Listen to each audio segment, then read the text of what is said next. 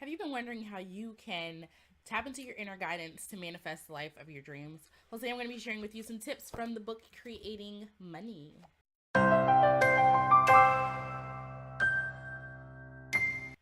Michelle here today.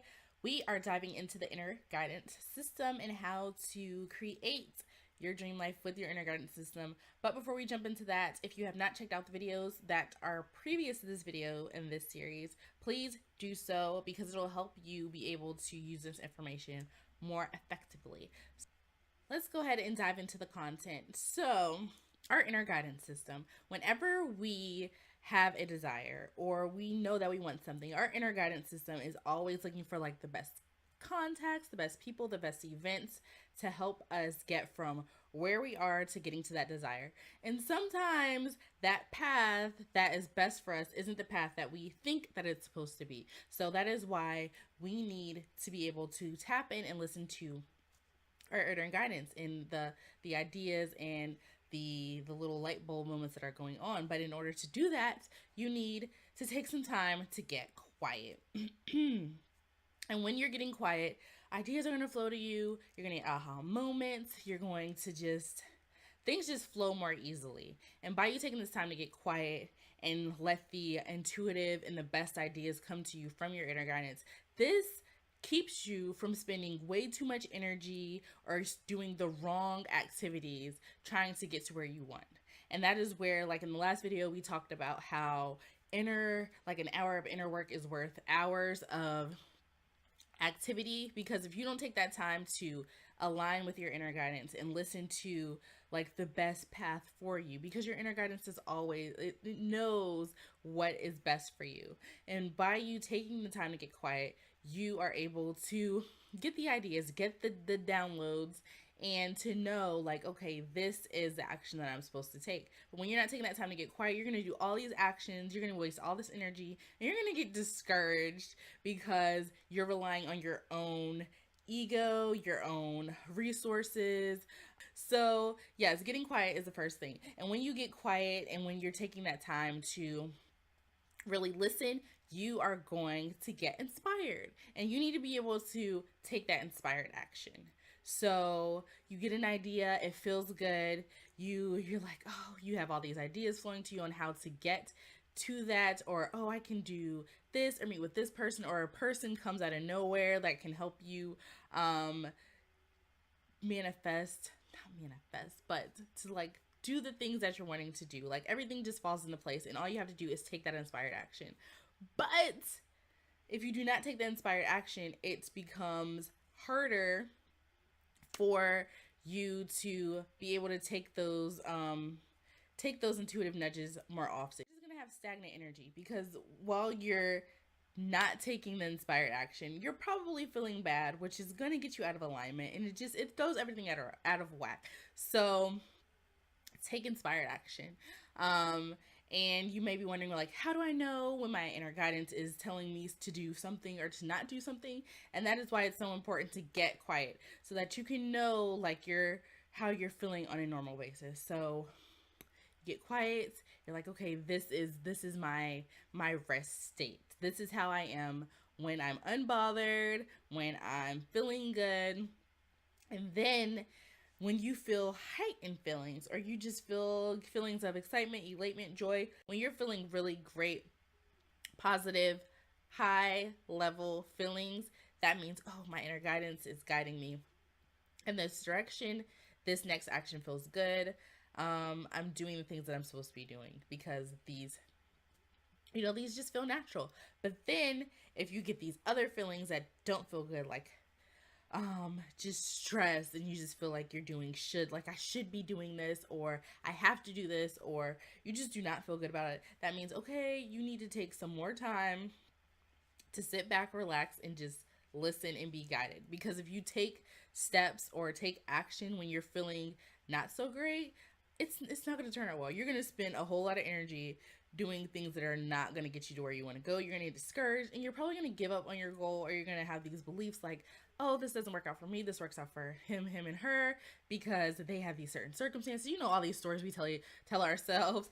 So by you being able to tap into your inner guidance, you know when you're feeling good or you're feeling bad, and that is going to tell you which direction you should be going at any time, like your GPS, right? So everything is in the feeling, in the feeling, and we talk about that all the time. So one thing to be very aware of, though, in this whole feeling aspect is self-sabotage. We've all done it. We've sabotaged ourselves. We know the path that we're supposed to be on. It just feels good, but then we get in our heads. We're like, oh, I don't have enough money, or I'm not good enough, I'm not worthy enough, and all these other thoughts come up. But if you can say in your heart of heart, like, this feels like a really good next step, or this felt really good for me until I got into my own head, or this makes sense, or oh, I am trying to lose weight, so going and doing this exercise that felt good for me before, going out and doing that's fine, because it does feel like the next best step. Because a lot of times, I even talked to my friend about this years ago. I was like, we'd go do these exercises. Like, she was wanting to give up on doing a certain, like, going for walks, and I don't know, something was coming up, and I was like, that is so self-sabotage, because we get in this mood, we go do this thing, and it feels so good, and sometimes we don't feel worthy enough. Like, this feeling good, it must be bad, because we're supposed to feel bad, and I feel too good, and I just, like, you find ways, or you say, oh, I have this ache or this pain, or I don't have time, or oh, I'm not supposed to be doing that, it feels too good. Like, that is self-sabotage. If you know you're supposed to be doing something and it feels good for you, and then you find all these reasons not to do it, you're sabotaging yourself, and you need to work through that. You need to work through that fear or that ego feeling or whatever. Feel the fear, feel that ego talking back there, because you're getting out of your comfort zone and you're going to the next level. Like, feel that and keep going. That is the self-sabotage point.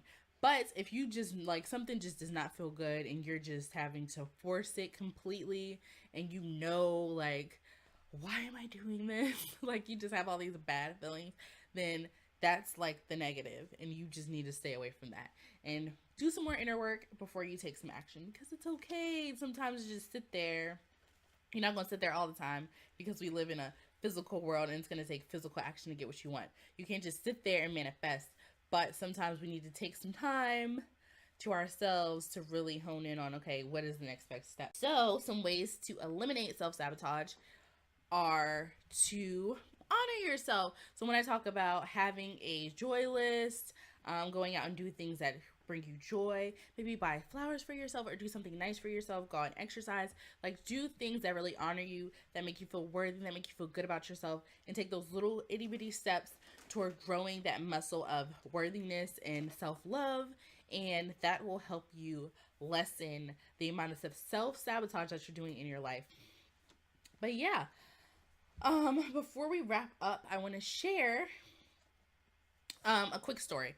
So inner guidance can come to you in different ways, or at different situations. It doesn't always have to be about manifesting, like, a certain desire, or a certain physical thing. So say, for example, you are traveling, like, you go to work every day, but you have this really strong urge to go a different route that day, and you act upon that, and then later you hear on the radio, or later you hear from your friend that got to work late, like, oh my gosh, I took this route and the traffic was so bad, there was an accident, and da da da da da.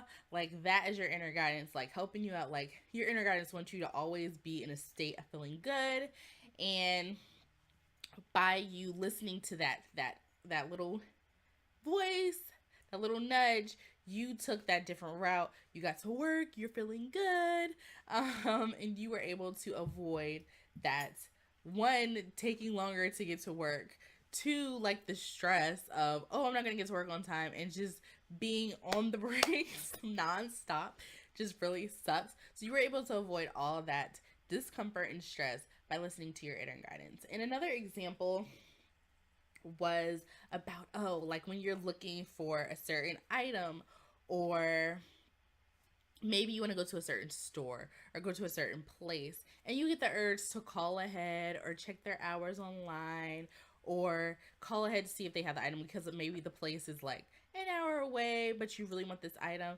Like, calling around and making sure before you actually take the drive, and that's really gonna, like, one, discourage you, because if you drive more than one place and you cannot find this item, it's really gonna suck and you're just gonna maybe want to give up, or just like the stress of the gas and the time that you spent and not being able to find it when you want. Or it could also show up as, oh, you get this urge to call a store that you wouldn't normally call, and ask them if they have this item, and they have it and they're gonna hold it for you and it's near your house. Like, listening to your inner guidance can be so many different things. It can show up in so many different ways. But when you grow that muscle of, listening to your inner guidance, things just flow more easily in life. So that pretty much covers today's video.